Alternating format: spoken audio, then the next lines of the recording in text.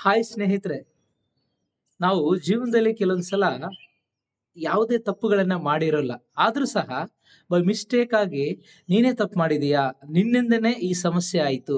ನೀನೇ ಇದಕ್ಕೆ ಕಾರಣ ಅಂತ ಸುಮಾರು ಜನ ಮಾತಾಡ್ತಾರೆ, ದೂರ್ತಾ ಇರ್ತಾರೆ, ನಿನಗೆ ನಿಂದಿಸ್ತಾ ಇರ್ತಾರೆ. ಅಂತ ಸಂದರ್ಭದಲ್ಲಿ ನೀನು ಎಷ್ಟು ಸಮಾಧಾನ ತಗೊಳ್ತೀಯೋ, ಎಷ್ಟು ವಿಶಾಲವಾಗಿ ಯೋಚನೆ ಮಾಡ್ತೀಯೋ, ಅಷ್ಟು ನಿಂಗೆ ಒಳ್ಳೇದಾಗತ್ತೆ. ಈ ಕ್ಷಣ, ಈ ಸಮಯ, ಈ ಸಂದರ್ಭದಲ್ಲಿ ನಿನಗೆ ಅವರು ದೂರ್ತಾ ಇರ್ಬೋದು.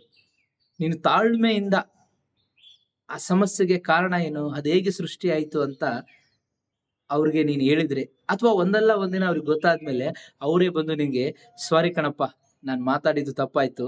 ನಾನು ಆ ಸಂದರ್ಭದಲ್ಲಿ ಆ ರೀತಿ ಮಾತಾಡಬಾರ್ದಾಗಿತ್ತು. ನಿಂಗೆ ತುಂಬಾ ನೋವು ಮಾಡ್ಬಿಟ್ಟೆ. ಕ್ಷಮಿಸು" ಅಂತ ಕೇಳೇ ಕೇಳ್ತಾರೆ. ಅಲ್ಲಿವರೆಗೂ ನಾವು ತಾಳ್ಮೆಯಿಂದ ಇರಬೇಕು. ಆ ತಾಳ್ಮೆ ಭಗವಂತ ನಮ್ಮನ್ನ ಕಾಯ್ತಾ ಇರ್ತಾನೆ. ಹಾಗಾಗಿ ಪ್ರತಿಯೊಬ್ಬರಿಗೂ ತಾಳ್ಮೆ ಅನ್ನೋದು ತುಂಬಾ ಇಂಪಾರ್ಟೆಂಟ್.